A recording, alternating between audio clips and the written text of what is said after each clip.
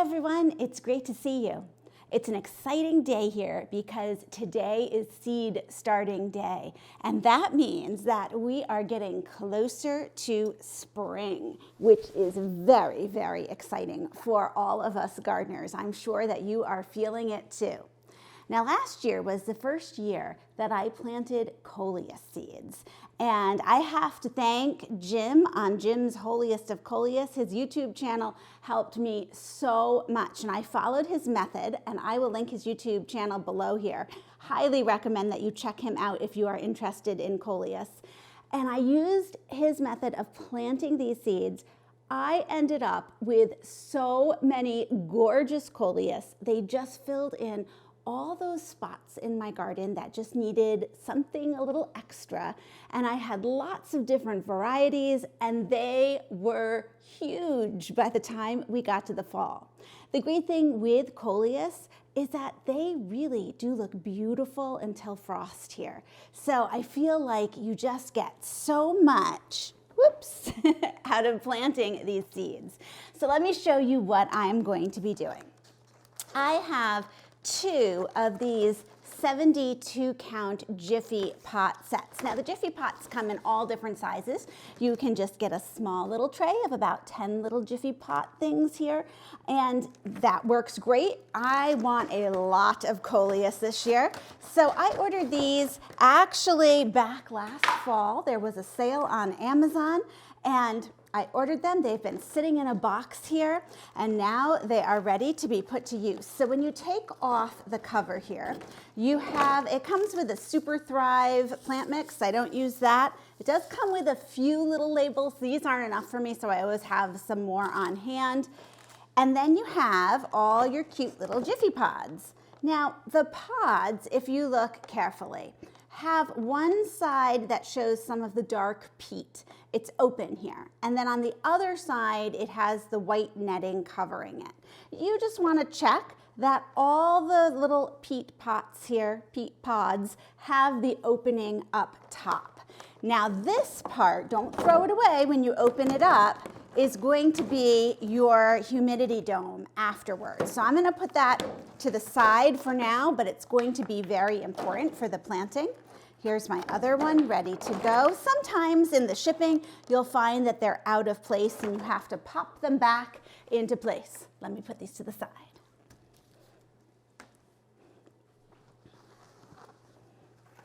So the first thing that we need to do is to get these really moist so that the peat puffs up and expands. And we do that by just adding in 8 to 10 cups of warm water.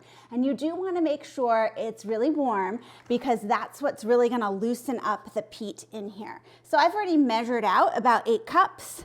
And I am just going to pour that right in each. And the little peat pods sort of, don't go too fast. You can do a little bit at a time. Have that absorb, add a bit more. I know from the past that the 8 cups really does it, so I'm gonna go ahead. For me, this seems to work. And they start floating around a little bit because I added it too fast. That's okay, you just pop them back into their little places. And they start to get all happy and rise up as that peat expands and they absorb this water. Oh, look at that. This looks so good. Now, you can't keep your seeds in these Jiffy Pods forever. So that's why some people prefer to use a real seed starting mix or potting soil, because I will have to plant these up. Peat doesn't have the nutrients in it that the seedlings are going to need once they have started to grow. But they're really, really convenient for this first stage. So I have to say, for me, this works really well. Okay, let's go for the other tray here. Oh, this is looking great. and they just absorb all this water. We want our seeds to have a nice, good, moist growing bed. The nice thing when we put the humidity dome on top of this to grow, it's going to start to recirculate that water. It evaporates and then runs down. You probably won't have to do more than spritz the top of these a little bit to make sure that they stay moist as your seeds grow. Okay, tuck all these little babies in, and then you're going to let them set for 10 minutes as it finishes absorbing. So I'll see you in 10 minutes.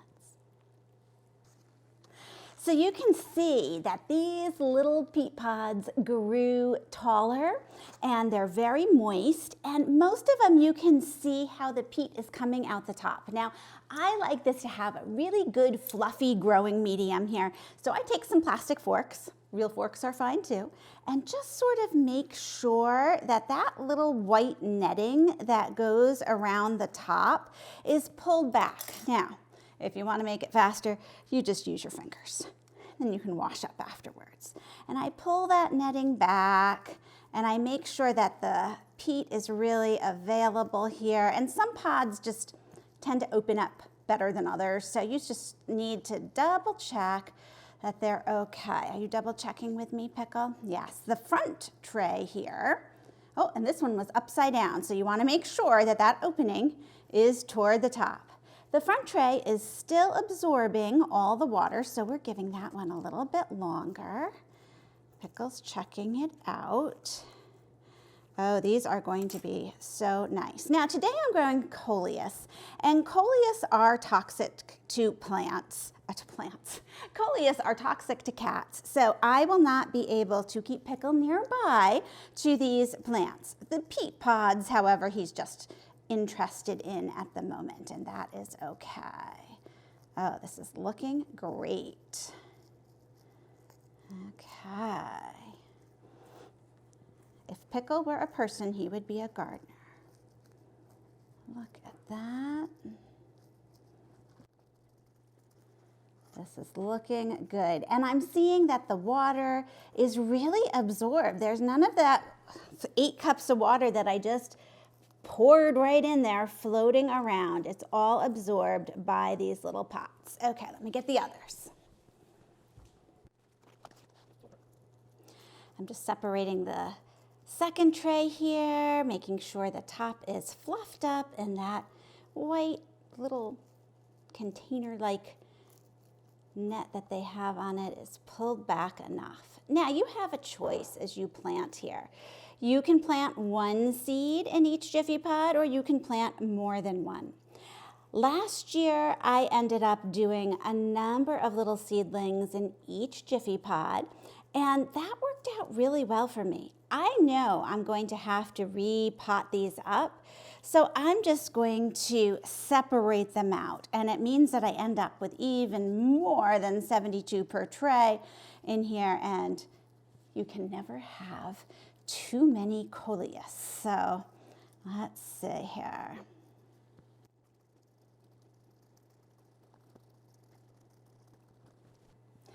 So they all look like they've absorbed the water now. Now, as you look over these, if you see some that maybe didn't grow quite as tall or they don't look quite as moist, they might not have gotten an equal amount of water. I love this pressure sprayer here. I'll put the link below. You can always just give them a little bit more from the top, or take a spoon a little bit of water on if you think they're going to need that. And this is actually the way that I'm going to water these as they germinate too, if I feel like they need any extra. But I think they look good to go. So let me tell you about the kinds of Coleus that I'm growing. I have one kind that I ordered from Pinetree Garden Seeds. This is a watermelon Coleus. And you're going to notice that I really do prefer the pink and red Coleus. They're my favorite. This is the only one that I ordered other than the ones that I got from Jim's Wholiest of Coleus. So he sells packages of his Coleus seeds online. If you go to eBay, that's where I got my seeds all from last year, and they did wonderfully. They're very fresh. They had a really high germination rate, and Jim just chooses out a bunch of different kinds. So I have red velvet, jitters, defiance, a dark chocolate, crimson gold, and then a surprise mix. Now I do have some labels that are ready to go here. And the reason I have them ready to go, I use the plastic little labels because this is going to be a very moist setting. And this way I can just slip them in and they're not gonna suck up any of the water. I want the water to stay in the Jiffy Pods, not in my name tags. Last year I didn't do great with the name tags, and you know, that's okay too. They all looked beautiful. Some of them I could tell what kinds they were, some they couldn't, but I'm gonna try this year to do much better. The problem with planting your Coleus seeds is they are so tiny. So I have my reading glasses. I am ready to go. I recommend you use a white paper plate so that you can see the seeds against them. We're gonna do the watermelon first because I only have 10 of those. And they come in these tiny, tiny little packages. Okay, we're gonna hope we don't lose them. Now, some people like to use a tweezer. Some people like to get their finger wet and dab them on. That's often what I do. It is tricky, and sometimes you lose extra seeds in here, and that is okay. So for these 10, I am actually just gonna do one per pod, and I have a wet paper towel here and a dry paper towel. So I can wet a finger, get one of these little seeds, put it in, and then dry my finger off. There it is. Look at how tiny that is. Oh my goodness. So we try to put it in. Now, Coleus seeds need light to germinate. So the good thing is you don't have to worry about digging them in, covering them up. They actually have to be just on the top here in order to grow. Okay, I think I got that one in. Number 3. Oh, these are looking good. Just one at a time, I'm placing them in. Okay, there are my watermelon Coleus, and I'm going to just put this tag along here. These 2 rows are the watermelon. Excellent. Now I go on to the next type. And we are going to do red velvet next. And there's a lot of seeds here. Some stick to the inside of the bag. You sort of have to be careful getting them out. They almost look like sesame seeds. I swear they're even smaller than sesame seeds though. So tiny. Look at this, and you can sort of reach in, help them out. Jim does a good job of separating the chaff from this, but you know, there's always some chaff that gets in here. So some of these are not seeds, they're part of the little dried leafy part that goes around the seeds, and that is okay. When you look close, you can tell the difference. The seeds are the little tiny black spots. So here I have my red velvet. I'm going to use the same technique of just getting a finger wet, tapping it on the seed, and placing it in. Now I have so many of these that I'm going to try to do about 4 per pot. That's the goal. And sort of putting them at the different quadrants here, and maybe 1 in the middle. I might even do 5 per pot. And I know that I will be separating these out. Honestly, these, because they're dark, when you tap them in, you can't even really see that they're there. So I'm just hoping that they're getting in the pots okay. And I know last year I did this and they came up. So those little seeds do their job. We just do the best we can. You're going to lose some, but that's why we're planting so many here. We should be just fine. I'm just getting those seeds, just putting them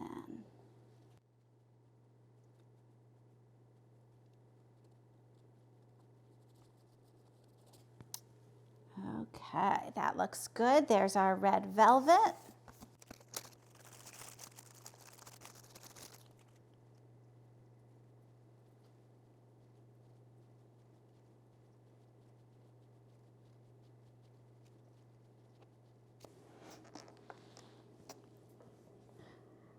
Okay, so all of those Jiffy pods are planted up now.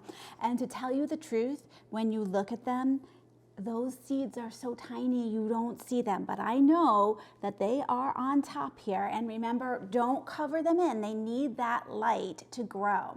So I'm going to put the humidity domes on top now.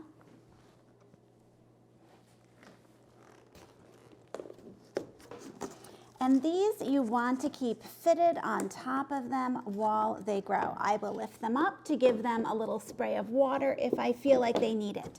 They tend to dry out from the sides and the corners first, so you want to keep an eye on the sides and the corners especially.